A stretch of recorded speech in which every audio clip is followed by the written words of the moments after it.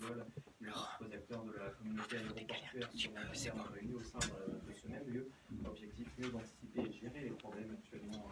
Un événement imprévu. Si vous êtes trop serré. Un événement imprévu important, comme un accident vital par rapport à le fonctionnement de l'aéroport. C'est bon, largement. Les taxis permettent de réunir au même endroit les services de l'État, l'aviation aérienne, l'aéroport de Paris et les représentants de famille.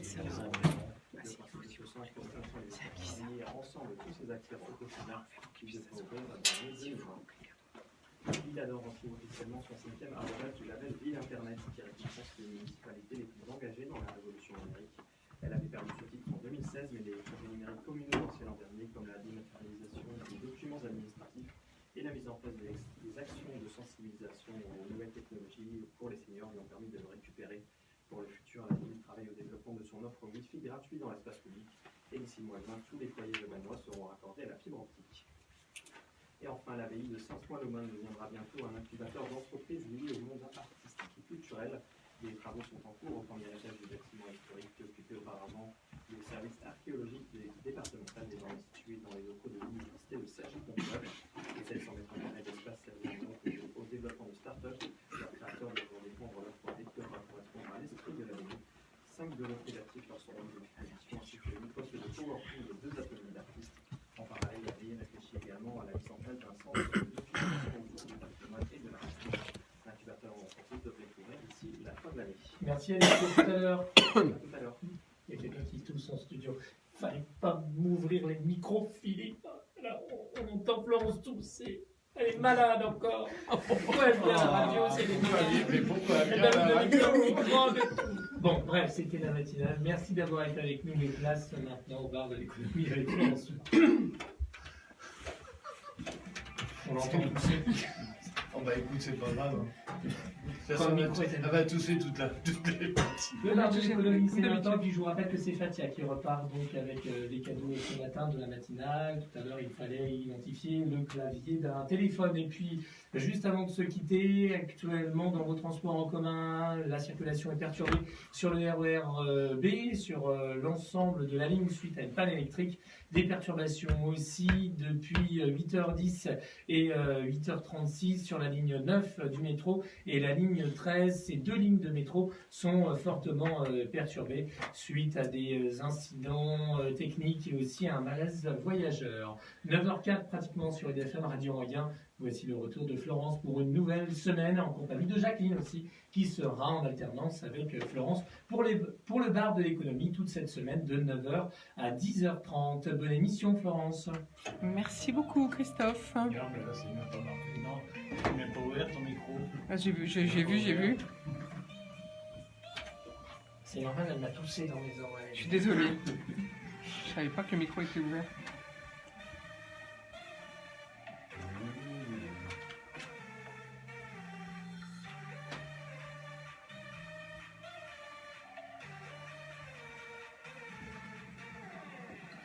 Bonjour à toutes, bonjour à tous, mais non, je ne suis pas malade, je suis même ravie de vous retrouver pour une nouvelle semaine d'économie et d'information avec Philippe à la technique, Pierre-Louis Marmillot pour l'info du jour et Bruno Vigoureux pour le débrief sportif du week-end. Alors aujourd'hui, on va vous parler d'animation et de formation, de cybersécurité, d'investissement en or et de néobanque avec mes invités du jour que j'accueille tout de suite. Tatiana Triès, bonjour. Bonjour à tous. Vous êtes la directrice départementale de l'IFAC du Val d'Oise. L'IFAC, c'est un institut de formation et d'animation et de conseil au service de la vie locale établi sur toute la France. Vous agissez principalement autour de l'enfant, des ados et un peu vers les personnes du 3e âge. Alors, on saura avec vous que propose l'IFAC en Ile-de-France et en Val d'Oise, quelles sont les demandes des collectivités publiques. On parlera de la réforme sur l'apprentissage, de l'inclusion des enfants en situation de handicap, et puis peut-être de la nouveauté, car je sais que vous avez été sollicité par le secrétaire d'État à la jeunesse, Gabriel Attal, pour participer à la mise en place du service national universel. À vos côtés, Benoît Grunemwald, bonjour. Bonjour.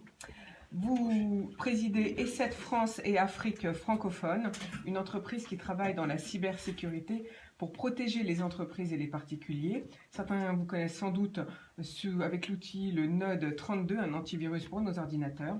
Mais avec vous, on parlera de ce qui peut protéger nos ordis, mais aussi nos télévisions, bref, nos outils quand on est particulier finalement.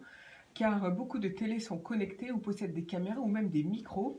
Et puis, il y a eu une récente campagne de spam malveillant. Vous avez détecté une nouvelle vague venant de Russie, en langue russe donc, qui distribue un rançongiciel, comme on dit, connu sous les noms de Shed ou Toldresh. Alors là, c'est quand même des noms particuliers. Bref, avec vous, on saura qu'est-ce que la cyber-résilience, qu'est-ce qu'un crypto-mineur. On vous demandera quels sont les défis liés à la sécurité et puis vos conseils, bien sûr, pour essayer de se protéger. À nos côtés également, Laurent Schwartz. Bonjour. Bonjour.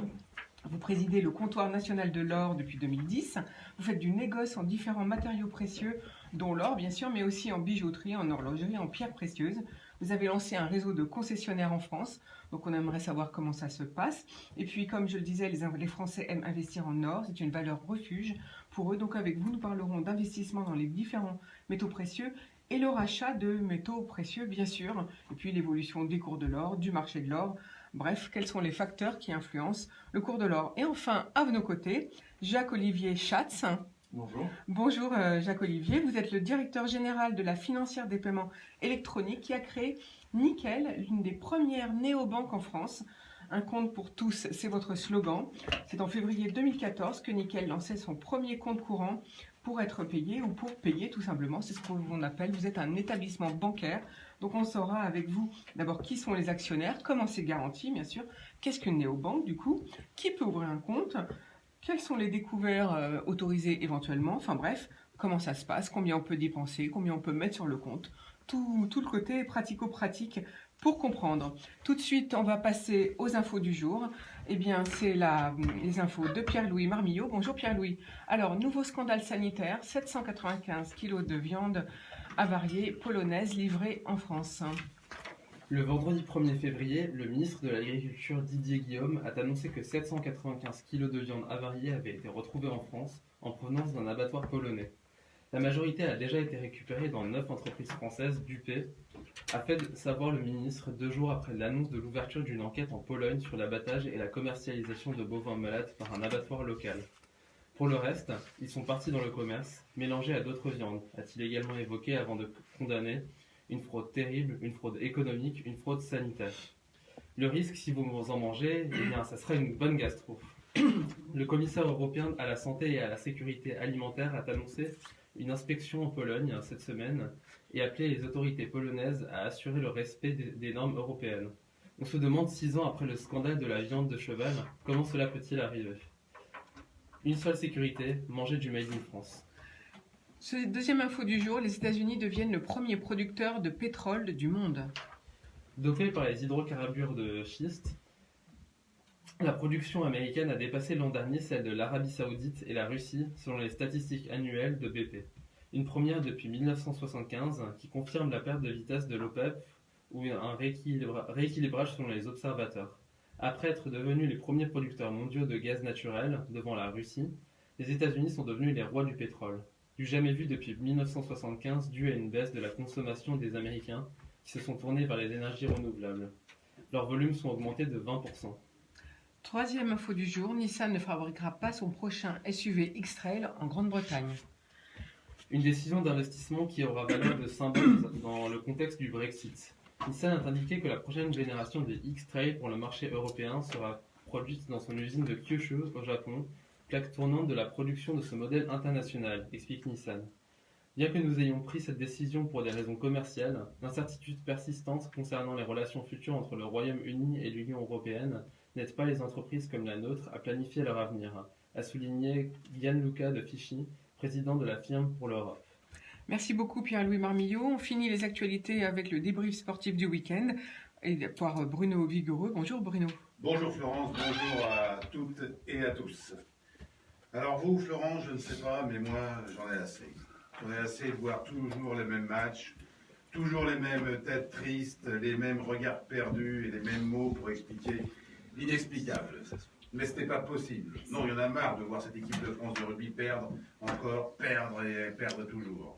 Vendredi soir, sous la pluie du Stade de France, pour son premier match dans le tournoi Destination, elle réalise pourtant une première période pleine de promesses, pleine de talent, pleine d'efficacité. Les Bleus régalent le public et marchent sur les Gallois qui ne voient pas le jour. La preuve, la France vire en tête à la mi-temps, largement même en menant 16-0. Malgré la pluie, le soleil est à l'horizon. Mais voilà, les Français vont prendre un véritable déluge pendant 40 minutes. Les Gallois revenaient dans le match grâce à un essai, mais surtout, ils allaient profiter de 2 monstrueux cadeaux des Bleus. Et de 16-0 pour la France, le score passait à 17-16 pour les Gallois. L'équipe de France perdait son rugby, ses promesses et s'enlisait dans la défaite, pour finalement perdre 24-19. Cette équipe de France ne sait plus gagner. Battue l'an dernier à l'ultime seconde par l'Irlande, battue à la dernière minute contre l'Afrique du Sud, ces gilets bleus font-ils la grève de la victoire? Même pas, car ils ne le font pas exprès. C'est même une sorte d'exploit qu'ont signé les Français, car jamais dans le tournoi des 6 nations, une équipe qui menait de 16-0 à la mi-temps n'avait perdu un match. On applaudit bien fort cette brillante performance. Et dimanche, c'est à Twickenham que les Français iront pour affronter l'Angleterre qui est allée gagner en Irlande. Autant vous dire que la mission des Bleus s'annonce extrêmement compliquée. J'aimerais tellement vous parler de victoire la semaine prochaine, mais j'ai vraiment du mal à y croire. Heureusement, il y a l'équipe de France qui gagne au rugby, c'est celle des filles qui a écrasé le Pays de Galles 50-3 samedi à Montpellier. Merci les filles, on applaudit bien fort pour cette brillante performance. En football, coup de tonnerre en Ligue 1.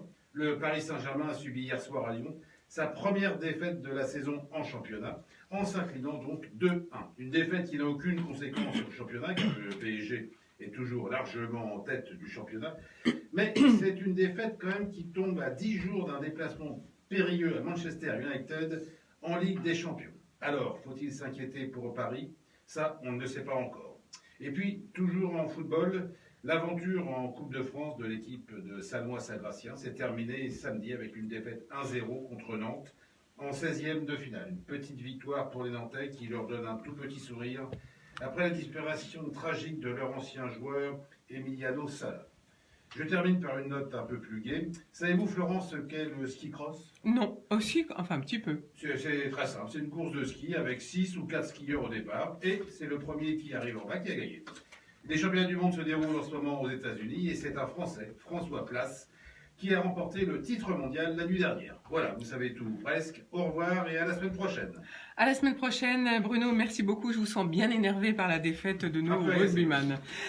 Mais merci quand même pour ce débrief sportif du week-end. On vous retrouve lundi prochain. À mes côtés aujourd'hui, Tatiana Priez, Bruno Grunemwald, Laurent Schwartz et Jacques-Olivier Schatz, qu'on retrouve tout de suite après cette jolie pause musicale. C'est Abdullah, Ibrahim. Je vais y arriver. Et voilà, on a même le temps de faire une petite pause musicale. C'est pas formidable ça? Merci beaucoup. Reviens Bruno, c'est pas grave. Oui, qu'est-ce que j'ai dit? Bruno, ça arrive une fois sur deux. C'est vrai. Pourtant, c'est bien écrit, je l'ai écrit gros en plus. C'est histoire de détendre l'atmosphère. En tout cas, merci à vous d'être avec nous ce matin. Avec plaisir. Voilà. Alors, on baisse la musique en studio à cause de Facebook. Parce que sinon, après, je reçois des petits mails des compagnies de musique, Sony, Warner. Mais après, je réécris et après, ils me répondent. C'est bon, on vous l'accorde. Philippe, ils me disent. Ah, c'est bon, ça passe. Ça met du temps. Hein. Ils mettent un mois à répondre, mais ils répondent.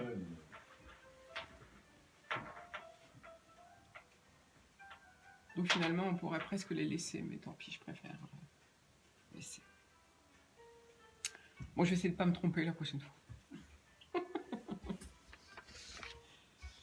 Ça va être compliqué aujourd'hui, hein, parce que tous vos noms, enfin, à part vous, Tatiana, ça va, mais sinon, c'est compliqué aujourd'hui.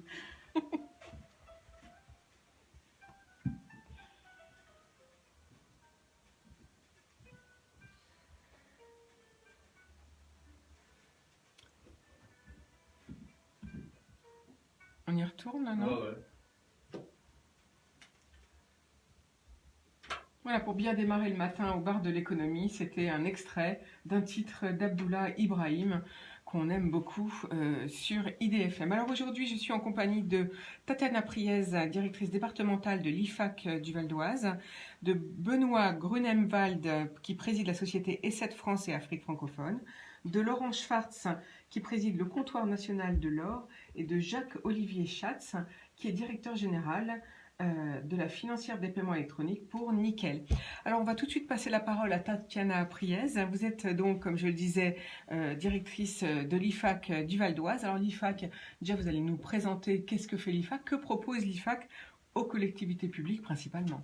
Complètement. Donc l'IFAC est un institut de formation, d'animation et de conseil, donc qui est au service des collectivités.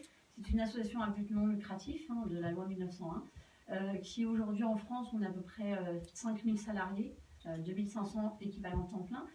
L'objectif étant de rendre des services aux collectivités selon leurs besoins, selon les territoires, par rapport à la politique enfant-jeunesse majoritairement. Donc diverses actions, principalement de la formation dans le secteur de l'animation, donc le BAPAT, le BPGEPS, l'aide à la personne, le CAP petite enfance, etc. On a aussi des Donc c'est vous qui formez les animateurs ou tous ceux qui coachent, on va dire, nos jeunes bambins. Complètement, c'est ça. En fait, on est un des organismes, principal. Donc le BAFA, qui est une action majoritaire. Donc nous sommes le 3e formateur sur toute la France. Peut-être on peut signaler aux auditeurs, les jeunes qui nous écouteraient, à quel âge peut-on passer le BAFA? Qu'est-ce qu'il faut faire pour le passer justement? Alors il faut avoir 17 ans le premier jour du stage. Et il suffit juste de s'inscrire. C'est une formation qui est payante. Donc on peut s'inscrire sur internet, www.ifac.asso.fr. Donc BAFA, ça veut dire brevet d'aptitude à la formation d'animateur. Voilà, donc tous ceux qui veulent faire de l'animation pendant les congés scolaires, par exemple, même s'ils ne veulent pas en faire leur métier, peuvent passer le BAFA et venir vous donner un coup de main pendant les vacances. Tout à fait. C'est d'ailleurs un bon diplôme déjà pour sur le CV, parce que quand on est jeune, qu'on a encadré des enfants, on a une grosse responsabilité, puisqu'on peut gérer jusqu'à 15 enfants. C'est très important et c'est une plus-value sur le CV. Après, effectivement, on peut travailler sous forme saisonnière et quand on veut être professionnel de l'animation, il y a d'autres diplômes sur 1 an en alternance qui permet du coup d'avoir un diplôme niveau CAP, voire bac. Alors on continue sur ce que propose, ce que fait l'IFAC, donc formation des animateurs, ça c'est un des gros sujets de votre association, comme vous avez dit. Et ensuite, on a des actions de prévention. Donc, nous intervenons dans les collèges, dans les lycées, dans les accueils de loisirs, dans les maisons pour tous, les centres sociaux, etc. Dès qu'il y a un public. La maison pour la jeunesse, maison pour les personnes âgées. C'est ça, qui permet en fait de faire des jeux sur la loi, sur la discrimination, sur l'égalité femmes-hommes, qui permet en fait d'aborder sous forme de jeu toutes ces thématiques avec les enfants et permettre d'agir en citoyen responsable par la suite. Donc en même temps, c'est une manière que nos enfants soient occupés par des jeux sur des thèmes de société. Complètement, et qui permet en fait d'être adapté sur chaque structure, sur les problématiques rencontrées, et nous adaptons le jeu par rapport aux problèmes et accentuer pour résoudre souvent ces petites difficultés qu'il peut y avoir sur les structures. Parce qu'on vous appelle comme un pompier en urgence, ou bien est-ce que vous pouvez, ce sont des contrats à l'année que vous signez avec les collectivités publiques justement? On peut nous contacter tout le long de l'année. Alors, il peut arriver qu'on nous appelle pour éteindre des feux, mais souvent c'est plutôt anticipé et c'est dans un projet à long terme.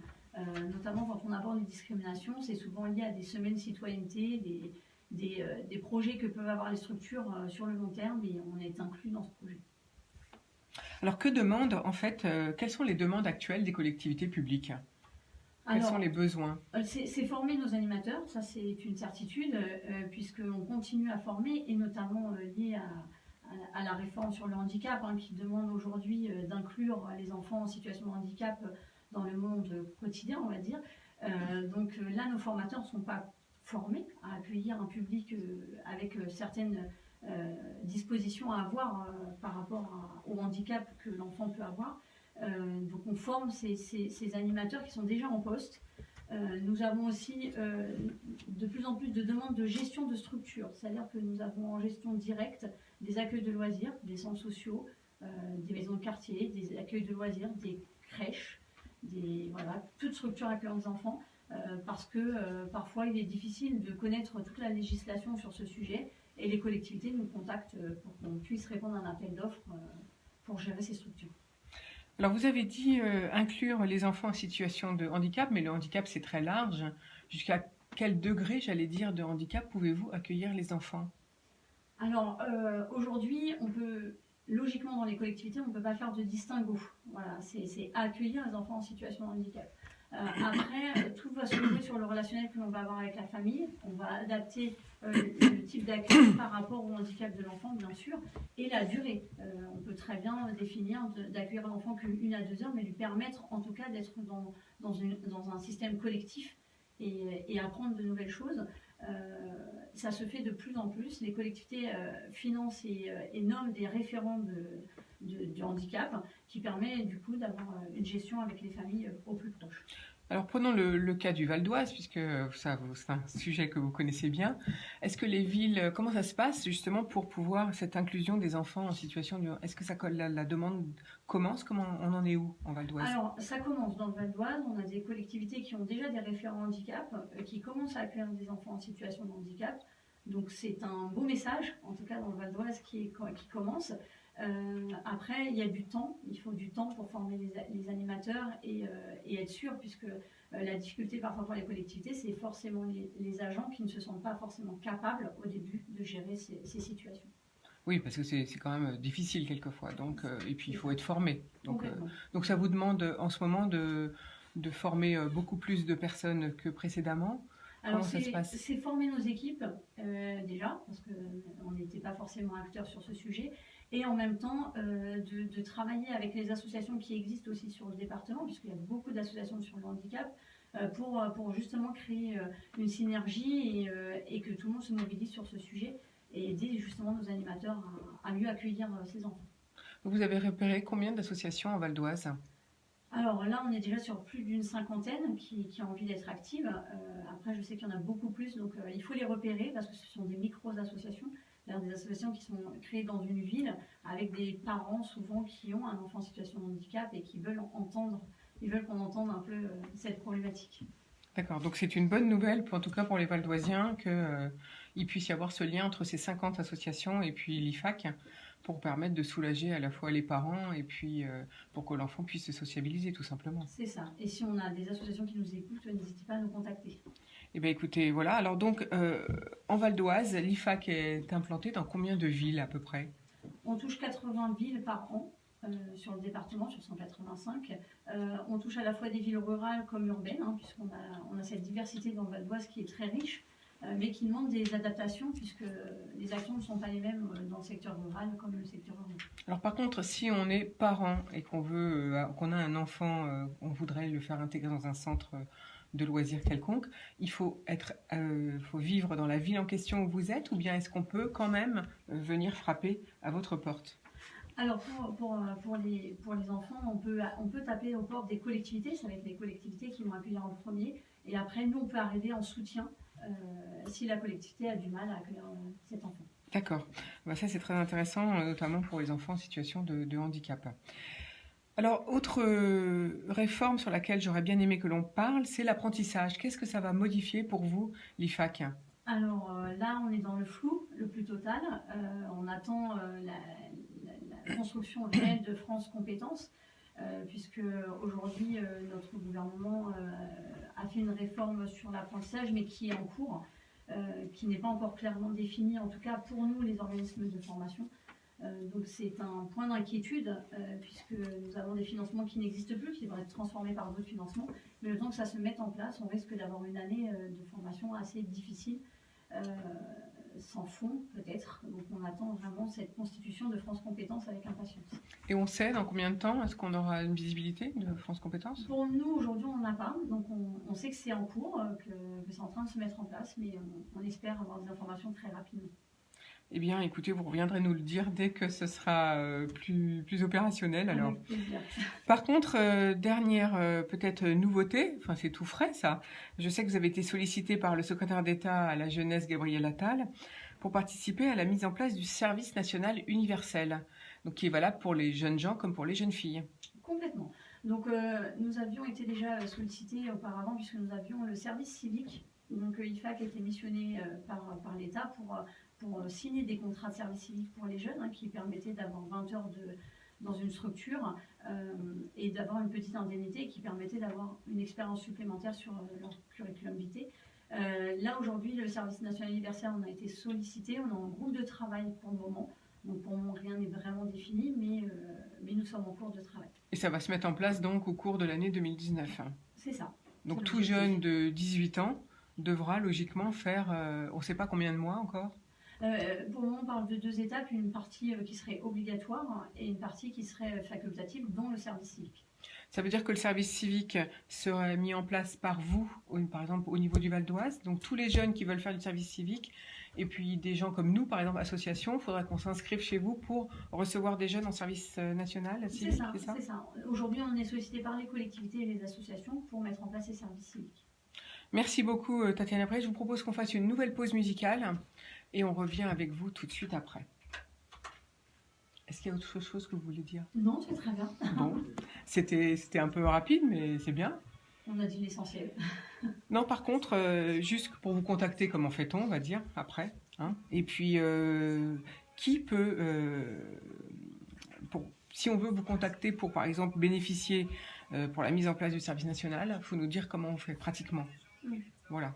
Est-ce que, par exemple, nous, la radio, il faut qu'on s'inscrive quelque part Pour le service national, pour le moment, il n'y a rien vraiment de défini. Vraiment. Ah, d'accord. Ils sont vraiment en groupe déjà. Juste Ah, on peut même pas... Non, ils d'accord. sont juste déjà définis en contenu pour le moment du service national. Donc on n'a même pas encore de... Ok. Là, pareil, il n'y a pas un problème de financement non plus? Ils y réfléchissent, oui. Ok. Parce qu'ils veulent faire de l'internat, donc forcément... De l'internat. Ils veulent que les jeunes partent une semaine à l'internat, en fait. Comme le BAFA, en fait, ils partent une semaine et ils seraient hébergés pendant une semaine. Et, voilà. Donc, mais tout ça, c'est des coûts. Donc imaginons que nous, on veuille prendre, nous, la radio, on veuille prendre un jeune, il faut qu'on l'héberge.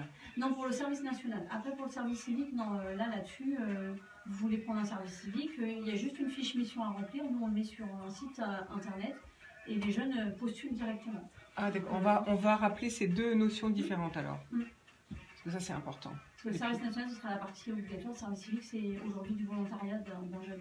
D'accord. Qu'est-ce qui est du volontariat? Les deux, de toute manière. Le service national sera désormais obligatoire. Oui, enfin ça, on va voir comment c'est financé. Mais Oui. il voudrait faire 2 parties. Et après, c'est vous, Laurent... Non, après, c'est vous, Benoît Grunenwald. Je vais me mettre dans le bon ordre. Après Bruno, Laurent. Non, c'est parce que j'avais inversé mes petites notes.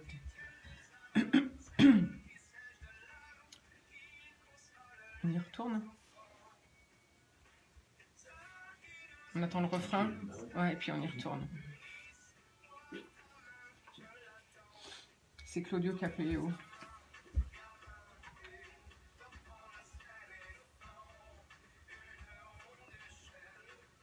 Oh, c'est ta main.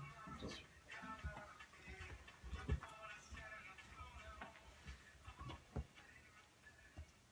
Un extrait du dernier titre de Claudio Capeo, Ta main sur IDFM. Et vous êtes toujours au bar de l'économie en compagnie de mes invités du jour. Tatiana Priez pour l'IFAC, Benoît Grunenwald pour l'Essai de France et Afrique francophone, Laurent Schwartz pour le Comptoir national de l'or et Jacques-Olivier Schatz pour le compte Nickel. Alors on était avec Tatiana Priez en train de parler du service national universel et du service civique. Peut-être Tatiana, vous pourriez nous redire les deux différences pour les jeunes et comment on fait? Alors le service civique est déjà existant, donc en fait tout jeune qui est volontaire et qui a envie de pratiquer une mission pendant 20 heures par semaine peut nous contacter et nous on mettra en relation les structures qui ont des projets et qui peuvent proposer aux jeunes une mission. Donc ça c'est 20 heures par semaine pendant combien de temps? 6 à 9 mois. Voilà, 6 à 9 mois maximum. Maximum, oui. Et ça peut être dans des associations ou dans des entreprises, peu importe. Alors, c'est des associations et des collectivités. Pour le moment, les entreprises ne sont pas forcément mises sur ce secteur. D'accord. Et alors, le service national universel, lui, donc lui, là, on attend. On attend, c'est en cours de réflexion et il y aurait peut-être une partie obligatoire pour les jeunes. Voilà, donc là non plus, comme on ne sait pas comment on va le financer, on attend aussi un peu plus tard. Merci beaucoup. Alors, Tatiana Priez, si on veut vous contacter, comment fait-on? Alors, on peut nous contacter. Donc, nous sommes situés à Franconville. au 3 lecteur Berlioz, et on peut nous contacter par téléphone au 01 34 44 21 90. Ou sinon sur internet, IFAC Valdoise. Voilà, .asso.fr. Merci beaucoup. Tout de suite, on va changer de sujet complètement. On va aller dans la cybersécurité avec Benoît Brunemwald. Comme je le disais en introduction, vous présidez E7 France et Afrique francophone, une entreprise donc qui travaille sur la cybersécurité, parce que il y a quand même il y a aussi bien les particuliers que les entreprises à protéger.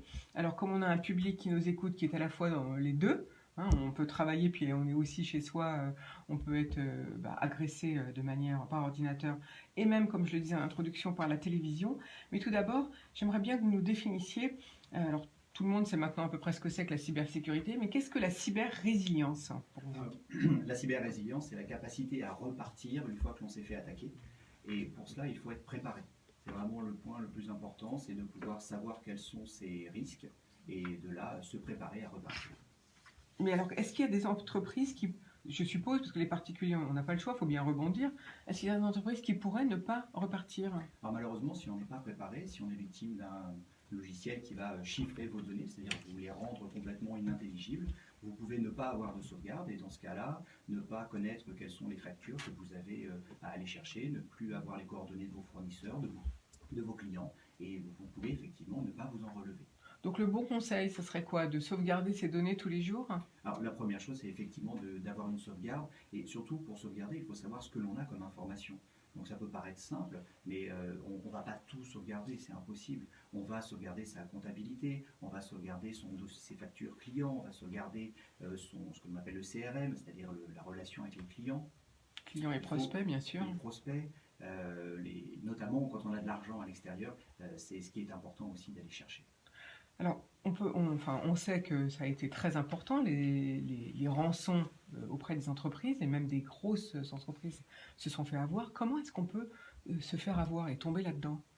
Alors, malheureusement, lorsque l'on utilise l'outil informatique, on est contraint d'avoir des logiciels, et ces logiciels, par essence, ont des failles. C'est-à-dire que lorsque vous créez un logiciel, celui-ci n'est pas parfait, et parfois vous êtes obligé de le mettre à jour, car il y a soit une erreur, soit une inattention d'un développeur qui va laisser, par exemple, une porte dérobée ou une faille. Et cette faille va permettre à des pirates de l'exploiter et de prendre la main sur votre ordinateur. D'accord, donc ça veut dire qu'en fait, ils se font passer pour quelqu'un d'autre ? Alors, ils peuvent effectivement se faire passer pour quelqu'un d'autre. On le voit en ce moment, il y a de grosses campagnes de phishing, donc d'hameçonnage en français. C'est-à-dire que vous recevez un message et celui-ci est généralement destiné à un grand nombre de personnes. Il est très très large et il va prétendre vous avoir vu avec votre webcam dans des situations rocambolesques, voire d'autres. Et il va vous demander une rançon. Il va vous demander de payer pour garder l'anonymat. Bien entendu, il ne faut pas payer. Il ne faut pas répondre, je suppose, même pas. Ne serait-ce que répondre, c'est dire que l'on existe, et c'est évidemment laisser une porte ouverte pour une seconde, voire plusieurs tentatives.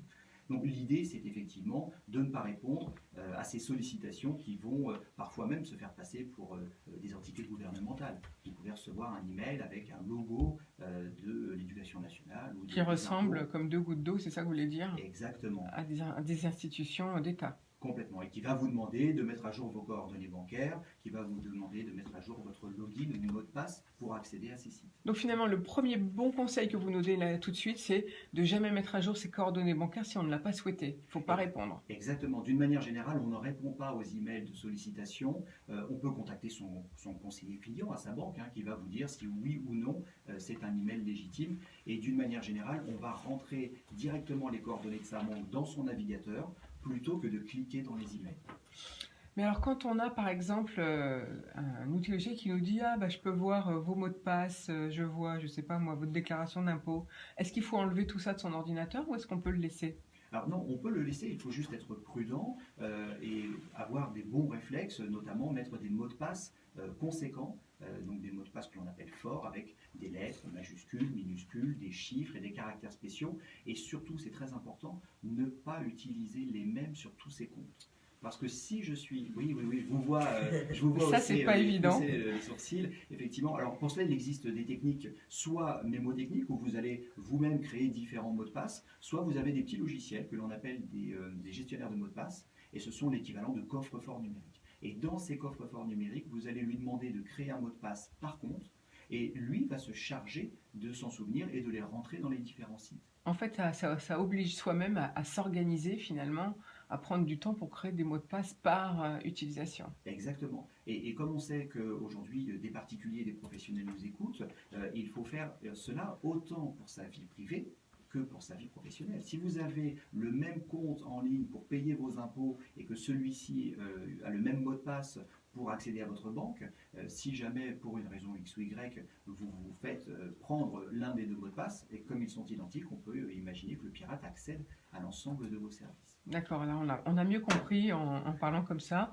Avec nos 4 invités aujourd'hui, je pense qu'il n'y en a pas beaucoup autour de cette table qui sont organisés comme vous le dites, mais je crois qu'il faut qu'on apprenne effectivement à mieux c'est un petit peu s'éduquer. discipline, mais c'est quelque chose qui coule de source une fois que l'on a compris que l'on avait des données personnelles, que les pirates s'y intéressent énormément. Et par exemple, nous, on fait beaucoup de sensibilisation auprès des particuliers parce qu'on sait qu'une bonne attitude chez soi sera répliquée en entreprise. Notamment, on travaille avec la société ENGIE où on fournit un certain nombre d'informations et l'accès à des logiciels avec un tarif très intéressant. Et c'est vraiment l'objectif de la personne qui est en charge de la cybersécurité chez ENGIE, de former à la maison ses employés pour qu'à l'entreprise, ils comprennent quelle est l'importance des données. Bien sûr. Donc vous travaillez avec des gros... Là vous avez parlé d'Engie, le fournisseur d'électricité. Donc vous essayez de former pour être mieux équipés et outillés face à des rançonneurs. Alors vous parlez de là, dans votre langage technique, vous parlez d'un crypto-mineur. Expliquez-nous ce que c'est. Oui, on voit que le rançon logiciel, donc celui qui va arriver sur votre machine et chiffrer vos données, rapporte de l'argent aux cybercriminels, c'est pour ça qu'il ne faut pas payer. Mais on se rend compte qu'il est de plus en plus difficile à déployer. Il est souvent reconnu par nos sociétés, nos confrères, comme étant une menace, donc on va le bloquer. Alors qu'un crypto-mineur est un logiciel qui n'est pas forcément malveillant, c'est-à-dire qu'il ne va pas vous chiffrer vos données, il ne va pas porter atteinte à votre intégrité numérique. Par contre, il va utiliser vos ressources, votre ordinateur, par exemple, ou votre télé, pour pouvoir générer de l'argent virtuel, donc de la crypto-monnaie, au bénéfice des pirates. Donc quand vous laissez un logiciel de ce type-là sur vos machines, eh bien vous participez à financer des pirates qui vont commettre des actions illégales d'un autre côté et pouvoir vivre grâce à cela. D'accord, alors là ça paraît un peu opaque ce que vous nous expliquez, parce qu'on n'a pas, comme ce n'est pas du tout matériel, on ne se rend pas du tout compte. Et en plus, entre guillemets, on ne perd rien. C'est-à-dire que si un rançon logiciel vient vous supprimer vos photos, c'est quelque chose qui va vous toucher fortement. Voilà. Si un crypto-mineur vient sur votre ordinateur, finalement, mis à part peut-être le ralentir, il ne va pas y avoir énormément de conséquences pour vous. Par contre, pour l'économie numérique des pirates et pour, je dirais, la sécurité globale sur Internet, eh bien, vous allez financer des pirates qui vont, grâce à votre matériel, s'enrichir. Mais comment ils vont s'enrichir? C'est ma question. Alors, ils vont s'enrichir grâce aux crypto-monnaies. Ils vont générer de la crypto-monnaie sur votre ordinateur, ce qui va leur permettre tout simplement de vivre. Tout simplement. Et sans qu'on s'en rende compte? On peut difficilement s'en rendre compte. Pour cela, il faut être bien équipé, avoir un logiciel que l'on appelait avant antivirus, un logiciel performant antivirus qui va vérifier que votre ordinateur est sain. Donc si on se rend compte que son ordinateur ralentit par moment, c'est peut-être qu'on a ce type de gens qui sont derrière? C'est ça que vous voulez dire? On est en train de faire de la crypto-monnaie grâce à votre ordinateur. Parce qu'ils revendent des choses qui sont confidentielles en ce qui nous concerne? Alors, en ce qui concerne la crypto-monnaie, ils vont surtout avoir l'équivalent d'euros, finalement, sur leur compte en crypto-monnaie. Ça va leur permettre d'acheter d'autres services. Il faut savoir que les pirates, c'est l'équivalent d'une entreprise commerciale habituelle. Vous avez des développeurs, vous avez des commerciaux, vous avez un service après-vente. Et tout cela a besoin d'argent pour exister. Et c'est grâce à cette crypto-monnaie qu'ils vont se financer, pouvoir acheter des ordinateurs, pouvoir acheter du temps aussi, parce que lorsque l'on mène des opérations d'envergure, il faut du temps pour les préparer. Alors qu'est-ce que vous pensez, vous qui donc fabriquez notamment le Node 32, un outil donc d'antivirus pour nos ordinateurs, qu'est-ce que vous pensez de tous ces logiciels antivirus gratuits? Moi je pense à des noms comme, je sais pas, Avast, je sais pas, qu'est-ce qui me vient à l'idée, AVG, il me semble. Je ne connais pas tout, donc... Alors, c'est important que l'utilisateur ait au minimum une couche de protection. Parce qu'un ordinateur sans aucune protection, c'est un petit peu comme quand on est sur la bande d'arrêt d'urgence de l'autoroute, l'espérance de vie est assez faible. Donc avoir une couche de protection minimale est importante. Par contre, ce que l'on constate, c'est que la plupart des logiciels gratuits le sont soit parce qu'ils ont un modèle économique qui fait qu'ils prennent vos données et s'en servent, ou vous présentent de la pub, et ou parce qu'ils ont des fonctionnalités limitées. Lorsque l'on se rend compte qu'il y a des crypto-mineurs, lorsqu'il y a des rançons logiciels, il faut un niveau de protection qui est bien supérieur à ce que l'on peut trouver de manière gratuite. Et c'est ce que l'on propose notamment avec une protection multicouche, avec une protection qui va vous permettre de bloquer la webcam. C'est-à-dire qu'un pirate ne pourrait pas prendre le contrôle de votre webcam à distance. Et chez nous, vous avez même un navigateur sécurisé qui va faire en sorte que lorsque vous consultez vos comptes en ligne, eh bien, ce navigateur va réaliser véritablement un point sécurisé entre votre banque et votre ordinateur. Ça va éviter qu'on puisse vous intercepter. Alors justement, en introduction, je parlais des télévisions qui ont maintenant des caméras et quelquefois même des micros. Est-ce que l'outil logiciel que vous vendez peut s'adapter sur la télé? Est-ce que c'est le même que celui pour ordinateur? Est-ce qu'on peut en avoir un seul? Comment ça se passe? Généralement, on propose des packs famille parce que la télé, l'ordinateur et le smartphone sont de plus en plus recherchés par les cybercriminels. Et donc, il faut protéger l'ensemble de ce que l'on a chez soi. La télé est un petit peu la partie émergée de l'iceberg parce que quand on est soit un particulier, soit une entreprise, on se rend compte que nous avons énormément d'objets connectés. Et malheureusement, ceux-ci, notamment sous Android, sont assez vulnérables. Il faut savoir Google enlève plus de 2000 applications par jour illégitimes de son Play Store. Non. Si, 2000 par jour. Donc c'est énorme. C'est énorme. Et là, ce sont des gens qui essayent finalement ce sont des pirates, ces gens-là? Alors, ce sont des pirates qui vont créer des applications qui bien souvent vont ressembler à des applications légitimes, sauf que derrière, il y a des applications, par exemple, qui peuvent utiliser votre smartphone pour réaliser des transactions bancaires à votre insu, pour réaliser des paiements sur PayPal à votre insu. À un moment, il va vous demander par exemple de mettre votre empreinte, votre doigt sur le lecteur d'empreinte digitale et ceci va valider une opération sur PayPal à votre insu. Et donc ça, il ne faut pas le faire, sauf si c'est nous qui sommes dans un magasin, j'imagine. Exactement. Il faut toujours réfléchir sur Internet comme on réfléchit dans la rue. On ne parle pas à n'importe qui et puis on fait attention à ce que l'on fait de manière considérée. Voilà, en fait, on est comme des enfants finalement. C'est ça que vous nous dites aujourd'hui, mais vous nous apprenez. Alors là, c'est le scoop du jour, j'allais dire, sur VDFM aujourd'hui. C'est qu'il y a 2000 fausses applications qui essayent de se développer par jour. Oui, rien que sur le Google Play. Et chez nous, nous recevons 1 million par jour de nouvelles variantes de virus. On en analyse, donc vous avez du travail en tant que développeur. Énormément, on en analyse 300 000. Et de là, on va mieux protéger nos utilisateurs. Alors ça coûte combien pour un particulier ou pour une petite entreprise, puisque la France elle est quand même faite de petites entreprises, de bien se protéger? C'est environ une cinquantaine d'euros pour 3 utilisateurs par an. Par an, donc ça reste raisonnable comme ça prix. reste raisonnable pour un niveau de protection qui est vraiment au-delà de ce que peuvent proposer les antivirus gratuits. Alors moi je connais le Node 32, est-ce qu'il y a autre chose pour faire tout ce que vous avez dit, le pack famille qui fait à la fois la télévision, son téléphone, etc. Alors, pour l'utilisateur hyper connecté, et aujourd'hui en tant que cybercitoyen on est malheureusement ou heureusement tous hyper connectés, eh bien nous avons ce que l'on appelle EZ Smart Security Premium. Et celui-ci intègre notamment un gestionnaire de mots de passe, on en parlait tout à l'heure, vraiment nécessaire pour les entreprises lorsque vous allez vous connecter sur les différents comptes. Et donc comment il faut faire? Il faut aller sur Internet pour charger une application? Exactement. Et c'est valable aussi pour son téléphone et pour sa télévision? Oui, c'est un pack qui permet de protéger l'intégralité de ce qui est protégeable par nos antivirus. Donc 50 € par an, ça reste effectivement très raisonnable. Moi j'ai du mal à comprendre comment ça peut protéger le smartphone.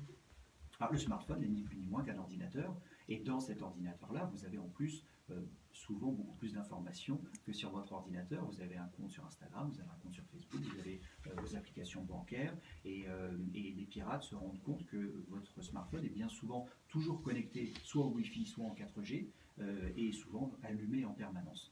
Et donc à partir de là, ça devient assez facile de vous envoyer soit des phishing, donc des emails qui vont vous demander de cliquer, voire d'activer des pièces jointes, voire de vous faire installer des applications malveillantes. Merci beaucoup, en tout cas, pour tous ces bons conseils. Benoît Grunemwald, est-ce qu'on peut donner d'autres conseils? Alors, le premier, c'est de faire une analyse de risque. Alors ça semble un peu compliqué, mais de savoir quels sont les objets que l'on possède chez soi, quelles sont les informations qui sont sur ces objets. Si jamais mon objet disparaît, est-ce que je peux repartir? Que ce soit un particulier, ça va peut-être être mes photos. Ai-je bien sauvegardé les photos auxquelles je tiens? Et si je suis une entreprise, c'est tout ce que l'on évoquait tout à l'heure, la comptabilité, les informations sur ses clients, etc. Faut-il enlever tous les autres logiciels qu'on avait précédemment, de type antivirus ou Alors, sécurité? Bien souvent, le logiciel antivirus ne tolère pas un autre logiciel antivirus parce que dans sa conception, il a besoin d'avoir la main mise sur le système et d'aller au plus profond. Et donc, deux logiciels antivirus, généralement, ne font pas bon ménage sur une seule et même machine. Mais par contre, on a plusieurs technologies et surtout lorsqu'on a une entreprise, moi je recommanderais d'aller voir un professionnel. Nous avons en France plus de 3000 partenaires et ces 3000 partenaires sont des professionnels qui vont vous accompagner pour protéger à la fois vos appareils mais également l'intégralité de ce qui est autour dans une entreprise. Donc ça c'est plutôt pour les entreprises. Oui. Et pour les particuliers? Alors, pour les particuliers, on participe à une initiative publique-privée qui s'appelle cybermalveillance.gouv.fr sur laquelle vous pouvez trouver des conseils et voir, vous pouvez déclarer si vous êtes victime d'une cyberattaque, que vous soyez particulier ou une petite entreprise, vous pouvez déclarer cette cyberattaque et on va vous accompagner jusqu'à par exemple au dépôt de plainte, voire vous donner des conseils en fonction de l'attaque. On peut peut-être répéter le site sur lequel on peut le faire, Benoît Grunemwald? cybermalveillance.gouv.fr. Et puis vous avez aussi quelque chose qui est très intéressant, je trouve, ça s'appelle WeLive Security. Complètement. C'est un site d'information destiné à la fois aux cybercitoyens et aux entreprises. Et on va trouver à la fois des conseils pour pouvoir se prémunir en tant que particulier, mais également en tant que professionnel. Merci beaucoup pour tous ces conseils. On va tout de suite, si vous voulez bien, Benoît Grunemwald, faire une petite pause musicale et puis on revient avec nos invités du jour. Est-ce que vous êtes au courant qu'en Val d'Oise, il y a le pôle, le cluster de la sécurité? Tous du micro parce que là, c'est une résonance. Il faut vraiment vous approcher. D'accord, mais ça va. Ok, Ah ouais, il faut ça parler va près pas du pour, micro. la caméra, mais pour la radio, ça ne le fait pas. D'accord. Non. Donc, approchez-vous bien du micro parce que la pointe, en fait, c'est vrai que c'est... Ça, c'est gros, donc c'est vrai que ça trompe. Si on voyait la pointe, les gens comprendraient mieux. J'ai pas compris ce que tu La dis. pointe du micro, elle est en haut. C'est ça qu'il veut dire, Philippe. Et Ouais, donc, non, mais il faut vous approcher de l'abonné. il faut... Non, mais sinon, il faut bien le tourner à votre... Voilà, il faut bien le mettre comme vous êtes confortable. C'est ça qu'il veut dire. Vous pouvez garder le... Est-ce que l'un d'entre vous, gardez le micro vers vous? Oui. Est-ce que l'un d'entre vous a des questions à poser à Bruno ou à Benoît? Décidément. Abonne-nous. Est-ce que vous avez des questions à poser ou est-ce que ça vous semble clair? Ça va? Et vous êtes tous protégés? Pourquoi on ferait confiance à un site qui génère des mots de passe plus que nous-mêmes, quoi, en fait? Pourquoi on devrait... Le logiciel, en fait, par lui-même, pourquoi on lui ferait confiance pour Non, parce que générer c'est un des mots de coffre-fort, comme il a parce que dit. c'est un coffre-fort. Lui, il ne fait que générer les mots de passe et puis il les maintient pour vous en manière sécurisée. passe? Donc personne ne peut aller les consulter. Que lui se fasse attaquer. Mais effectivement, sinon, de base, d'avoir des mots de passe à 12 ou 16 caractères avec plein de choses aléatoires, ça, vous le retiendrez jamais, surtout si vous devez le faire sur 40 ou 50 C'est-à-dire qu'à un moment, différents. dans la sécurité, il y a toujours... au final, la meilleure sécurité, ça serait tout déconnecter, de tout éteindre. Mais à un moment, on vit avec le risque. De tout déconnecter quand? Il faudrait couper peut-être votre smartphone, il faudrait... Le soir ou... tout le temps, tout le temps. tout Si le vous temps. voulez un risque zéro. Ah oui, Mais le il risque ne faut zéro, pas s'en servir. il n'existe Je veux pas. dire, on peut plus Ouais, t'appeler ouais, ça. oui, Voilà, c'est ça. Donc, Attention, on va reprendre. Ouais. Excusez-moi.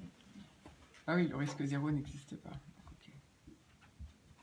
Nous voici de retour au bar de l'économie. Je suis toujours en compagnie de Tatania Priez pour l'IFAC en Val d'Oise et en France, avec Benoît Grunemwald pour ESET France où nous parlions juste de sécurité et de cybersécurité. J'espère que vous avez bien compris comment vous protéger et pourquoi c'est important de le faire aussi bien en tant que citoyen de particulier chez soi que dans votre entreprise. Et puis, notre troisième invité du jour, eh bien, c'est Laurent Schwartz qui préside le comptoir national de l'or. Laurent, alors vous avez créé cette société depuis 2010, et vous voyez une recrudescence de l'investissement en or. Expliquez-nous un petit peu pourquoi. Donc, quels sont les facteurs qui influencent le cours de l'or, puisque les Français investissent, enfin pour eux c'est la sécurité, l'or. Alors, le comptoir national de l'or, c'est un réseau qui effectivement existe depuis 2010 et qui permet une implantation partout en France. Depuis cette date, c'est avant toute chose une société dont l'activité date de 1976. C'est une activité familiale que j'ai par la suite développée en développant ce réseau. Le cours de l'or évolue. Nous avons un certain nombre d'indicateurs qui nous montrent que le cours de l'or aujourd'hui est à la hausse et devrait rester. On a dépassé les 37 000 € le kilo. Alors, ce qui est intéressant, c'est de savoir, de comprendre comment est-ce qu'évolue le cours de l'or. Le cours de l'or, c'est l'offre et la demande sur des marchés internationaux. La demande d'or, ça va être essentiellement la bijouterie, puisque la bijouterie consomme plus de la moitié de la demande d'or mondiale, représente la moitié de la demande d'or mondiale. On a également tout ce qui est électronique, les banques centrales consomment beaucoup d'or, et également l'industrie dentaire. On a des investisseurs privés, des investisseurs institutionnels également, qui viennent composer cette demande d'or. Et en face, on va avoir l'offre d'or qui est composée du recyclage et de la production minière. Alors pour savoir si le cours de l'or va évoluer à la hausse ou à la baisse, il faut regarder un petit peu comment évoluent ces différentes variables. L'industrie minière est actuellement moribonde, la production est en baisse et la demande d'or, elle, est relativement soutenue, notamment par les banques centrales qui n'ont jamais acheté autant d'or qu'en 2018. Alors pourquoi la production, l'extraction minière est-elle en chute? Il y en a moins, on a trop consommé, on a trop produit? On a beaucoup produit, on a des difficultés à trouver de nouveaux gisements. Il y a aussi un sous-investissement qui entraîne l'identification de moins de gisements. Et c'est vrai que quand on identifie un gisement, il se passe souvent 5 ans entre le moment où on l'identifie et le moment où on commence à extraire 1 gramme d'or. Ah donc c'est très long, le processus d'extraction de l'or. Et puis est-ce que là, on est quand même dans un siècle où on fait attention à son environnement? Est-ce que peut-être il n'y a pas une volonté de moins extraire les richesses de la Terre? Je ne crois pas que ce soit pour ces raisons-là qu'il y ait moins d'extraction minière. En revanche, effectivement, au comptoir national de l'or, on cherche à recycler l'or et on sait que le recyclage représente plus de la moitié de l'offre d'or dans le monde et c'est certainement quelque chose qu'il faut soutenir et développer. Donc finalement, si on a un bijou à vendre, il ne faut pas hésiter parce que de toute façon, logiquement, on en a besoin. On en a besoin dans différents secteurs. L'or a un rôle primordial dans l'industrie de la joaillerie, mais également dispose d'un rôle monétaire également. L'or est détenu par des banques centrales et assure une stabilité. On sait que l'or est une valeur refuge qui permet de conserver une valeur. C'est une vraie garantie en capital. Oui, vous avez dit aussi qu'il y a l'industrie dentaire et puis les télévisions, les objets de ce type. Il y a de l'or dans ces produits. On utilise de l'or dans l'électronique. Ça reste par rapport, par exemple, à la bijouterie, des quantités modestes. Comme le diamant qu'on utilise en industrie aussi. Comme le diamant qu'on utilise en Alors justement, vous ne vous occupez pas que d'or, hein, vous faites aussi du rachat de métaux précieux et de pierres précieuses. Alors comment se passe le marché entre les différents... Expliquez-nous. Alors, on rachète tout type de métaux précieux sous toutes ses formes. C'est-à-dire qu'on va racheter l'or, mais aussi l'argent, le platine, le palladium, le rhodium. Et sous toutes ces formes, essentiellement des bijoux, en or en particulier, mais aussi des débris, des déchets industriels. On va jusqu'à racheter de l'or dentaire, dans lequel il y a des alliages de différents métaux précieux. Ça peut être des débris industriels aussi, de la poudre d'or ou d'autres choses. Donc on rachète vraiment tous les métaux précieux sous toutes ces formes. Il est clair que ce que l'on rachète principalement, ce sont des bijoux en or. Oui, pour le particulier, c'est quand même plus simple. Tout à fait. Alors où est-ce que vous vous fournissez finalement? On veut tout savoir. C'est un marché,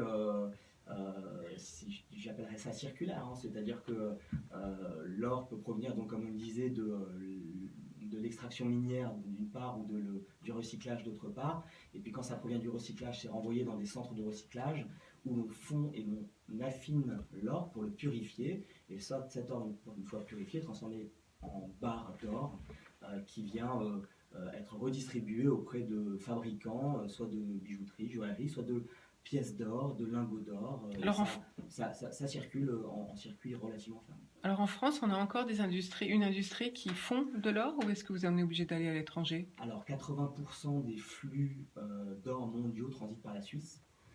Donc c'est pas en France que le principal se passe. On a des acteurs en France, mais c'est essentiellement à l'étranger que ça se passe. Ah bah merci pour ces informations-là. Donc en fait, finalement, comment avez-vous fait pour justement que le comptoir de l'or soit aussi étendu? Vous avez développé ce qu'on appelle un réseau de concessionnaires. Quelle est la différence entre une franchise et un concessionnaire? Alors, on a développé, d'abord on vient du web, ça c'est important de le souligner. On a développé en premier lieu le site gold.fr qui au départ faisait beaucoup de choses autour de l'or, puisqu'on a souhaité développer une plateforme qui permettait d'acheter, de vendre des bijoux neufs d'occasion, présenter des galeries de créateurs, de designers. On pouvait créer son propre bijou sur le site internet et également investir dans des pièces et des lingots. Voilà, donc vous êtes parti directement dans le digital. Bon, vous êtes jeune, il faut dire, et donc vous avez surfé sur la vague de la start-up, c'est ça? Exactement, on s'est intéressé à l'innovation et on a développé le site gold.fr qui a connu un vrai succès, une vraie visibilité. Et puis on s'est adapté aux clients, on a, comme on dit, itéré et on s'est finalement redéployé vers ce qui nous paraissait être le plus pertinent face à la demande qui existait. Et la demande qui existait en 2007, 2008, 2009, c'était la demande pour de l'or investissement, puisque beaucoup de nos clients nous ont sollicité pour investir dans de l'or sous forme de pièces et de lingots. Donc on a redéployé le site internet pour ne faire que ça et pour proposer un service de rachat d'or. On a constaté effectivement que par internet certains de nos services étaient plus difficiles à finaliser et nos clients n'y avaient pas forcément facilement accès à distance, notamment le rachat d'or. On a donc développé un concept de concession exclusive qui nous a permis de développer un réseau et depuis 2010, nous avons ouvert une 60aine d'agences partout en France. Voilà, et donc des agences où on peut venir déposer, comme vous le disiez, ces bijoux si on veut vendre des bijoux par exemple. Voilà, on expertise gratuitement tous les objets que l'on reçoit et tout cela se fait en face à face avec notre client à qui on explique les méthodes d'expertise et comment on fait et à qui on propose immédiatement une valorisation. Et alors le digital continue toujours. Tout à fait. Mais est-ce qu'on peut acheter des montants importants avec que le digital? On peut acheter sans limite. Aujourd'hui, notre site est un site web to store. Aujourd'hui, on n'a pas de panier, donc on n'est pas un site e-commerce 100%. On est vraiment un site web to store où on va rediriger nos clients vers nos agences. On peut réserver des produits en ligne, on peut passer une commande en ligne, mais le dénouement de l'opération de l'investissement se passe en agence. D'accord, donc le client finalement vient voir ce qu'il achète malgré tout. Tout à fait. Ça n'est pas que du virtuel en fait. Alors, on propose un service virtuel et on peut très bien passer commande en ligne et ne jamais rencontrer notre client. On l'a évidemment par téléphone assez souvent, surtout quand ce sont des montants importants. On a des transactions qui peuvent être très très importantes avec des investisseurs qui peuvent parfois acheter plusieurs centaines de milliers d'euros, des personnes qui vident leur compte en banque parce qu'ils n'ont plus confiance aussi ou parce qu'ils souhaitent investir dans un métal en qui ils ont confiance. Alors, est-ce qu'on peut acheter des barrettes d'or type lingot ou des petits lingots? Ça existe? On achète. Comment est divisé le lingot?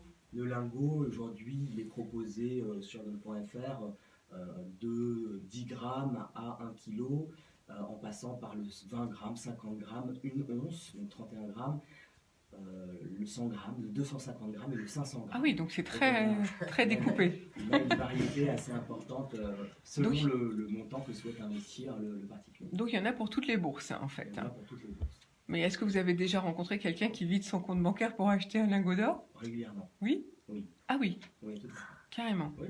Oui, on a beaucoup de personnes qui viennent et qui aujourd'hui se disent que leur argent est peut-être plus en sécurité dans un métal qui est certainement le seul actif qui offre une garantie en capital ailleurs. C'est vrai que quand on laisse dormir son argent en banque, on subit le phénomène d'érosion monétaire. Bien sûr. Aujourd'hui, les taux d'intérêt réels, c'est-à-dire les taux d'intérêt ajustés de l'inflation, sont inférieurs à 2%, et l'or bénéficie d'une situation où les taux d'intérêt réels sont inférieurs à 2%.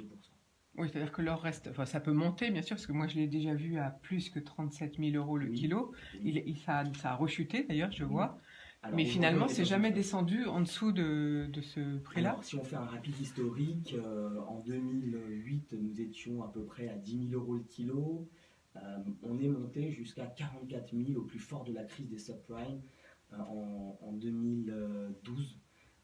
Et on a ensuite connu une correction. Évidemment, quand on multiplie par 4 ou 4,5 le cours d'un actif, il y a forcément une correction à un moment donné. En 2013, correction, on est descendu à 28. Donc effectivement, ceux qui ont acheté à 44, ils sont descendus à 28, n'ont pas forcément fait la meilleure affaire. Donc là, il fallait attendre. Et donc il fallait attendre. pouvoir On a attendre. évolué depuis cette date 2013 jusqu'à milieu d'année dernière dans un couloir entre 33 et 36 000 euros le kilo. On est en train de percer ce plafond de verre qui dure depuis maintenant 4 ans avec une augmentation du cours de l'or qui dépasse aujourd'hui les 37 000 euros le kilo. Donc on est de nouveau depuis quelques mois, notamment décembre, avec l'éclatement des valeurs technologiques, dans une période un petit peu plus instable, donc un contexte de Brexit qui fait qu'on a un regain d'intérêt assez important sur l'or et un cours de l'or qui augmente. Vous pensez que l'or va augmenter pour l'année 2019 donc? C'est très difficile à dire. On sait expliquer quelles sont les variables qui influencent le cours de l'or. De là à dire qu'est-ce que ça va devenir, c'est toujours. Alors qu'est-ce qu'il faudrait pour que la profession ou que l'or augmente pour vous? Alors, pour que l'or augmente, il suffit qu'il y ait une démocratisation plus importante de cet actif. C'est vrai qu'aujourd'hui, il est perçu comme un actif pas toujours accessible. Donc on essaye, nous, de démocratiser cet actif en donnant accès au marché de l'or physique aux particuliers de manière la plus simple possible. Nos investisseurs peuvent venir en agence, passer des ordres de bourse pour acheter et même pour vendre, puisque nombre de Français ont la chance et la malchance à l'occasion de succession de récupérer des lingots, des pièces qui viennent nous vendre. Donc pour que l'or augmente, il faut qu'il y ait une demande supplémentaire et qu'il y ait une évangélisation plus importante du marché. Alors je pense au marché français qui consomme assez peu d'or en termes d'investissement par rapport au marché allemand qui en consomme 20 fois plus. Ah oui, d'accord. Donc on n'est pas de gros consommateurs d'or investissement en France, aussi peut-être parce que c'est un actif qui n'est pas présenté aussi largement par les institutions financières françaises, contrairement à l'Allemagne où dans les banques. Vous voulez dire la banque nous le propose? Qui vous propose ce type de produit et qui les présente en vitrine. D'accord. Et est-ce qu'il y a des taxes sur l'or? Il n'y a aucune taxe à l'achat. Vous allez avoir une taxe à la vente, à la revente, qui est de deux ordres, soit l'une, soit l'autre, c'est optionnel. Soit on opte pour la TMP, la taxe sur les métaux précieux, et on va payer 11,5% du montant vendu pour leur investissement. Soit on va opter pour la TPV, la taxe sur la plus-value, et dans ces cas-là, il va y avoir un calcul réalisé en fonction de la plus-value réalisée avec un abattement de 5% à partir de la deuxième année. On est à 36,2%. D'accord, donc finalement c'est intéressant. Enfin, la première taxe est intéressante. Ça va dépendre de la plus-value que vous réalisez et de la durée de détention, puisque vous êtes totalement exonéré au bout de 22 ans. Ah oui, mais quand même 22 ans, il faut attendre 22 ans. C'est peut-être c'est quand même un petit peu long, c'est comme l'immobilier, quoi. Ça reste une valeur. C'est une valeur mobilière et c'est taxé comme tel. Voilà. En tout cas, pour vous développer, je crois que vous avez des postes à pourvoir et puis même vous recherchez des concessionnaires peut-être. Qu'est-ce qu'il faut vous souhaiter pour 2019? Du développement, on a beaucoup de projets, beaucoup de perspectives de développement. On cherche évidemment à se développer donc, au travers de nouvelles implantations. Alors, à Anguin-les-Bains, par exemple, c'est une zone qui mériterait une implantation au comptoir national de l'or ou à Montmorency, mais également dans d'autres villes en France, à Toulon, à Avignon, du côté de Monaco, aussi à l'étranger, alors à l'étranger en Europe, en Belgique, au Luxembourg, mais aussi si on retourne en France, à Lille. On a beaucoup de possibilités, et puis en termes de recrutement, on recherche une assistante de direction d'une part, on recherche également des profils de digitaux juniors pour accompagner notre équipe de web marketing. Alors justement, votre équipe, elle est basée à Paris? Oui. Donc, si on veut vous contacter, comment on fait? contact@gold.fr ou directement sur le site au travers du formulaire de contact. Voilà, vous avez entendu, une assistante marketing ou des jeunes web designers ou community managers, comme on dit, pour rejoindre votre équipe. Et puis, ceux qui veulent devenir concessionnaires, si j'ai bien compris, peuvent aussi vous contacter sur gold.fr. Tout à fait. Voilà, donc si vous avez envie de devenir concessionnaire en France, eh ben, n'hésitez pas. L'or, c'est vrai que c'est un investissement toujours attractif et puis au moins c'est agréable, c'est joli. Donc je pense que ça plaît. Allez, on va faire une nouvelle pause musicale avant de découvrir qu'est-ce qu'une néobanque.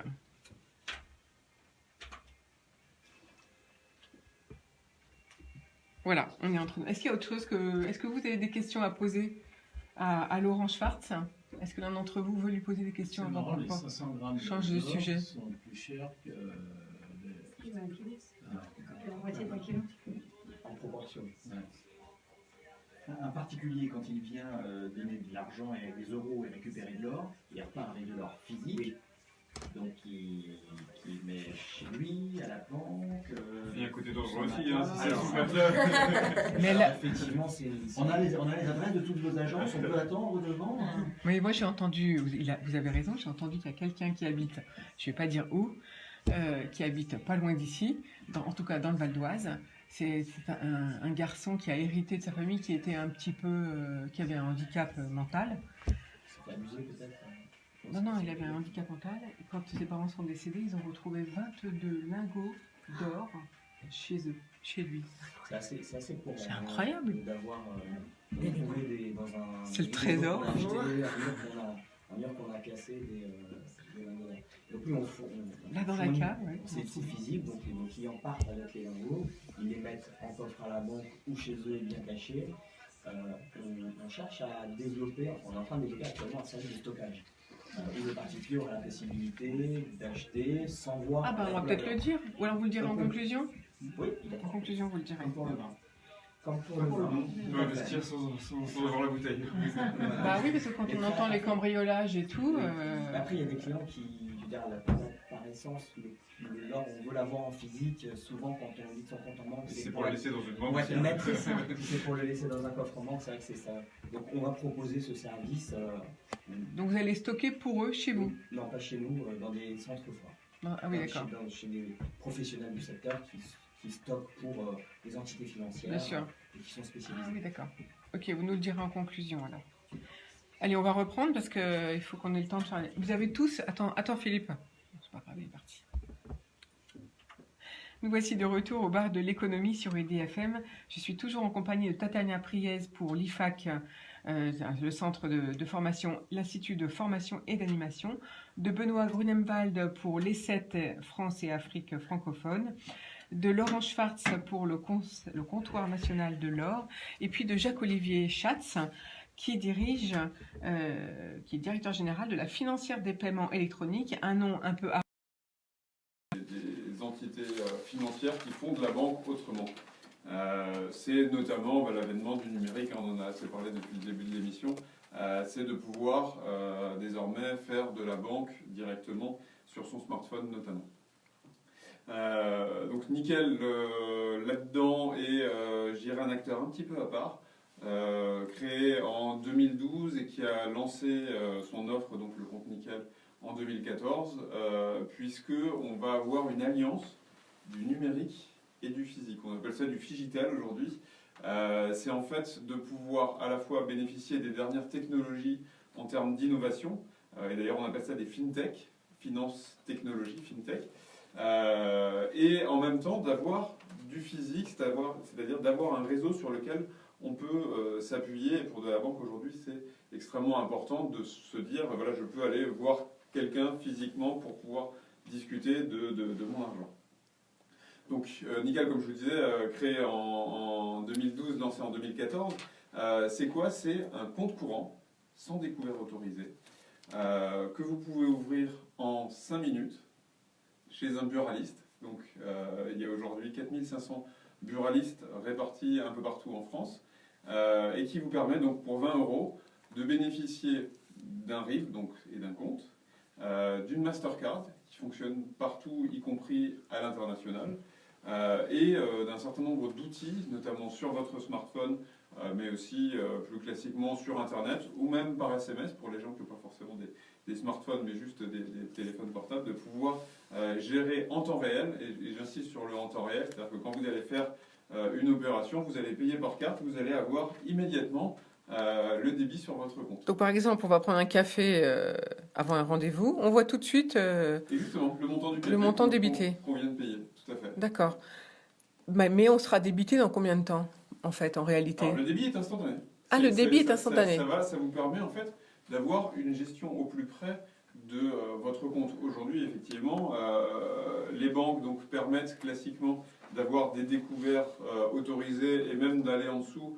Mais à ce moment-là, vous allez payer des intérêts, des agios, voilà. donc un certain nombre de choses assez désagréables au final et qui à la fin de l'année peuvent vous coûter extrêmement cher.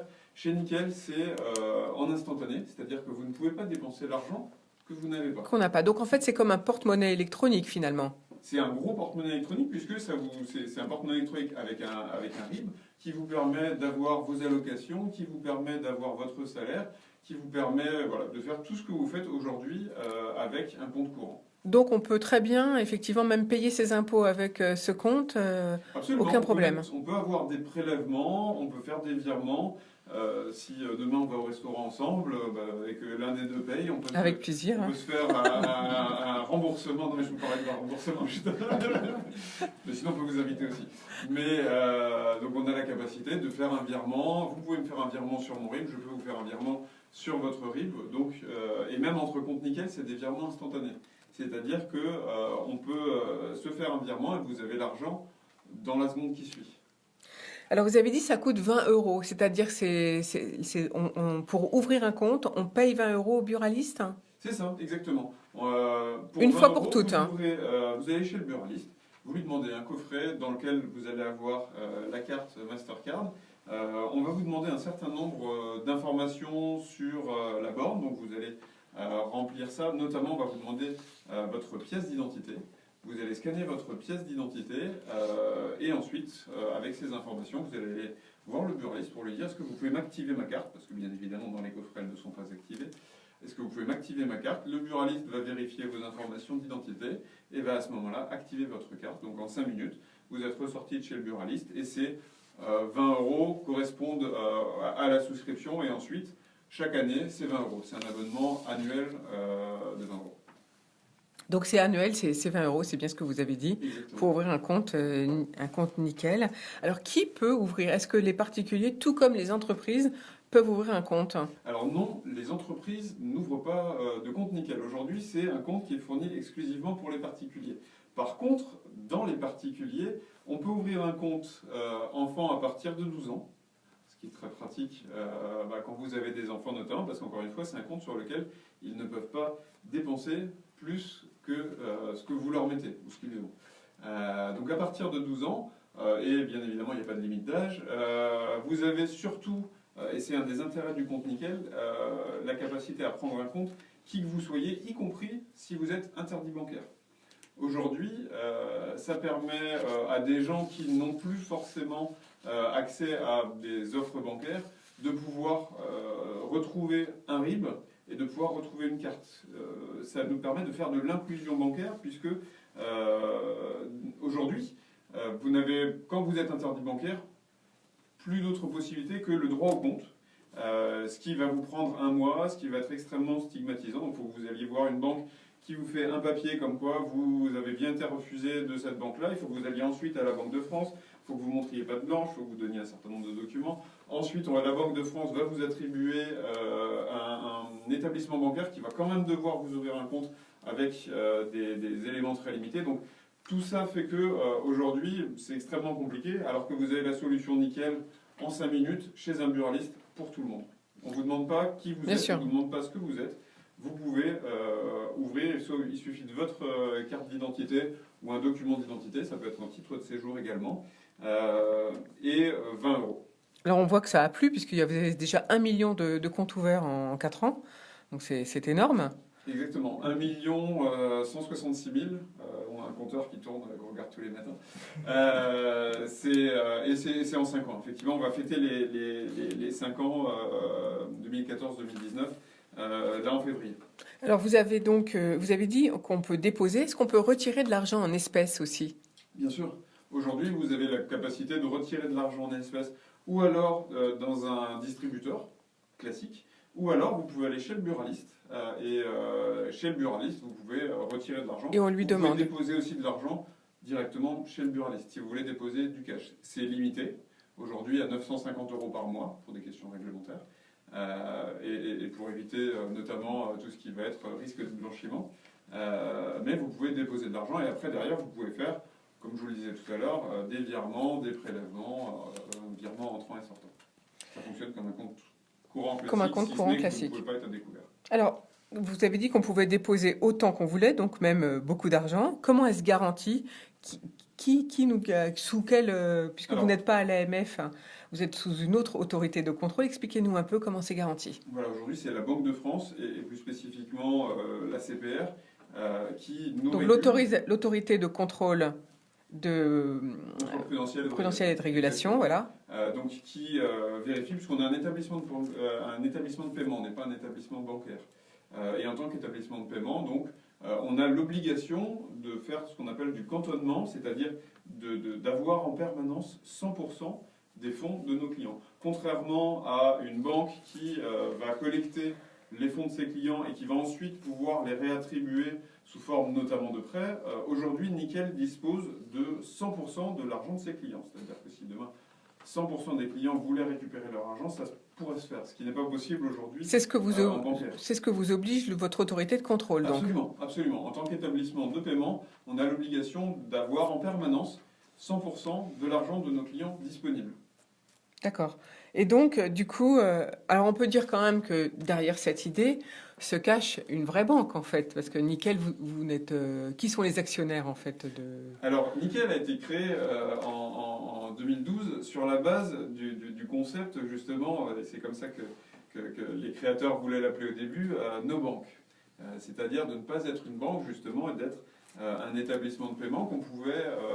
on peut ouvrir son compte, et même on doit ouvrir son compte, puisqu'il n'y a pas d'autre solution aujourd'hui, dans un établissement, donc dans un tabac. Ça, je trouve ça génial comme idée, moi. C'est quand même, ça permet d'avoir un réseau physique. Hein. J'en parlais en introduction, c'est vrai qu'on a un peu parlé du côté digital, mais il y a le côté physique. C'est 4500 points de vente aujourd'hui qui sont des buralistes, qui sont ouverts, donc contrairement à une banque, ils sont ouverts le matin à partir de 6h pour la plupart, parfois jusqu'à 22h ou minuit. Oui, même le dimanche quelquefois. Qui sont ouverts le dimanche matin. Il n'y a pas de réseau physique aujourd'hui qui ait une amplitude horaire aussi forte que l'amplitude des buralistes. Aujourd'hui, des buralistes, c'est des gens qui travaillent énormément sur des amplitudes très fortes. Donc, vous avez la possibilité d'aller faire vos dépôts, d'aller faire vos retraits, d'aller ouvrir vos comptes, d'aller poser des questions chez les buralistes à des horaires que vous ne pourriez pas avoir si c'était un établissement bancaire classique. Bien sûr, c'est un super avantage. Puis au moins, ça fait un réseau tout de suite existant, exactement. Donc sécurisé finalement. C'est ça, tout à fait. Alors la nouveauté pour vous cette année, c'est la carte Nickel Chrome. Donc un joli jeu de mots. Voilà, exactement, oui. Bon, on est resté dans les atomes. Donc la carte Nickel Chrome, c'est une carte, l'équivalent d'une carte Gold, qui, pour 30 € par an, va vous permettre d'avoir les assurances, assurance voyage, assurance annulation, assurance paiement sur Internet, etc., que vous auriez dans une carte Gold classique. Sauf qu'aujourd'hui, une Gold classique à 30 €, je vous invite à faire le benchmark du marché, je pense que vous n'allez pas en trouver. Effectivement. Donc c'est d'accord. Donc en fait, grâce à ça, on peut voyager. Et si on a un accident de santé, par exemple, pendant un voyage, on est pris en charge par les assurances, tout comme une Gold, une carte Gold, une carte de crédit Gold. C'est une carte de crédit Gold qui a les avantages de la Gold pour un coût moindre. Ah oui, donc c'est effectivement très intéressant. Et puis, alors, autre sujet, c'est votre plateforme pour gérer donc son compte, qui elle s'est modifiée. Alors, est-ce qu'on peut voir la plateforme? Alors la plateforme en elle-même, on ne peut pas la voir puisque c'est ce qu'on appelle du back-office, c'est-à-dire c'est à l'intérieur du système. mais ça nous permet effectivement de pouvoir traiter des flux extrêmement importants de clients, de pouvoir se dire demain quand on aura 2 millions ou 3 millions de clients, l'ensemble des opérations, c'est-à-dire à la fois des opérations Mastercard, donc qui vont être traitées par carte, ou alors pour vos paiements sur Internet, ou alors pour vos paiements physiques dans les différents magasins, et également les opérations CEPA, c'est-à-dire les transferts de flux, que vous fassiez un virement, que vous fassiez un prélèvement, c'est toutes ces opérations-là qui sont traitées dorénavant pour des capacités de clients très importantes. Voilà, donc on a bien compris que c'était donc que Nickel c'était pour gérer des flux de payer ou être payé, mais en aucun cas on ne peut faire de prêt ni être à découvert, hein, c'est bien ça. Absolument, tout à fait. Mais ce qui permet aussi aux gens de regagner du pouvoir d'achat, puisqu'on parle beaucoup de pouvoir d'achat en ce moment. Aujourd'hui, un compte Nickel, en moyenne, ça va vous coûter entre 40 et 50 euros. Les 20 euros de frais annuels, plus quelques euros, notamment quand vous allez faire des retraits. Ce qui va vous faire 40 à 50 euros par an, où aujourd'hui, un compte courant classique vous compte en France environ 200 euros, et je dirais ce que Nickel fait que les autres banques ne font pas, c'est plus vous avez d'argent en France, moins vous allez payer cher votre compte courant. Il y en a qui l'ont quasiment gratuitement. À l'inverse, moins vous avez les moyens, plus vous allez vous retrouver avec des agios, des frais d'intervention, etc. Ce qui fait que finalement, de 200, on peut vite se retrouver à 400, 500, et les personnes qui ont oui, on a entendu le ministre. Les moyens peuvent avoir 1000 euros, et 60 millions de consommateurs pointaient même que ça pouvait aller jusqu'à 2000 euros de frais par an. Vous vous rendez compte, 2000 euros de frais bancaires sur une année. Oui, c'est énorme. Enfin, on a quand même entendu le ministre qui justement demandait aux banques de baisser le prix moyen des frais de banque par année. Exactement, pour les clients fragiles, les clients que les banques identifient comme étant fragiles. Ce qui, là encore, sera une petite partie des... Mais alors chez Nickel, j'ai pas compris. Donc j'ai compris ce qui coûtait, c'est-à-dire c'est les 20 ou les 30 euros par an selon la carte qu'on choisit, bien sûr. Alors, mais vous dites plus 30. Voilà, 20 et plus 30, donc soit 20, soit 50 euros par an. Mais vous dites, quand on fait des retraits, quand on paye, il n'y a pas de frais. Oui. Mais quand on fait des retraits en espèces, il y a des frais. Exactement, tout à fait. Aujourd'hui, toutes les opérations qui nous coûtent chez Nickel, on a une valeur importante de transparence dans notre entreprise. On explique aux clients, on a une grille de frais qui est extrêmement faible, une dizaine de lignes. Mais quand vous allez faire effectivement un retrait, si vous faites le retrait dans un DAB dont je vous parlais tout à l'heure, ça va vous coûter 1 euro. Si vous allez chez le buraliste, pour faire ce même retrait, ça va vous coûter 50 centimes. On souhaite que les gens puissent aller chez les buralistes, et il y a 4500 points de vente chez le buraliste. Quand vous allez faire du dépôt avec du cash, là pour le coup, ça va vous coûter 2% du montant.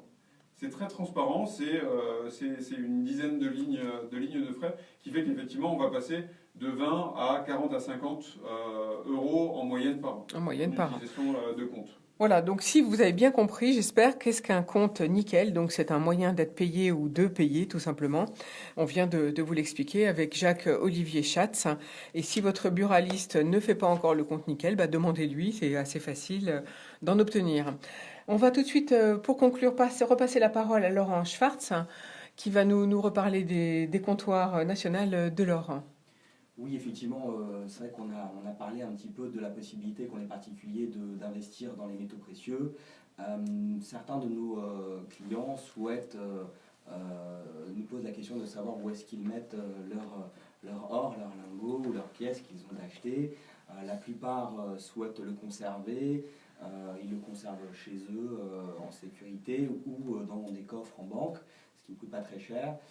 D'autres souhaiteraient effectivement qu'on puisse le stocker pour eux, et c'est la raison pour laquelle on est en train de développer un service de stockage à destination des particuliers. Ils auront accès à une plateforme de trading liée à une salle de marché spécialisée dans les métaux précieux, où ils pourront acheter gramme par gramme, dizaines ou centaines de grammes par centaines de grammes, sur la base des cours internationaux, donc de l'or, qui sera stocké dans des centres forts. Ces centres forts étant des professionnels du stockage de valeur utilisés par les grandes institutions financières. Voilà, donc vous proposez un coffre-fort sécurisé à distance, finalement, on peut résumer ça comme ça. Trading avec stockage sécurisé. Merci beaucoup pour toutes ces précisions. Merci à vous tous pour votre présence en studio ce matin. On va se quitter, nous, sur une jolie pause musicale. Et puis, on vous retrouve dès demain. Et dès demain, c'est Jacqueline Voras qui prendra l'antenne du bar de l'économie. Pour ma part, bonne journée à tous. Merci à tous nos auditeurs de nous avoir écoutés. Et puis, moi, je vous dis à mercredi. Bonne journée à tous. C'est bon ?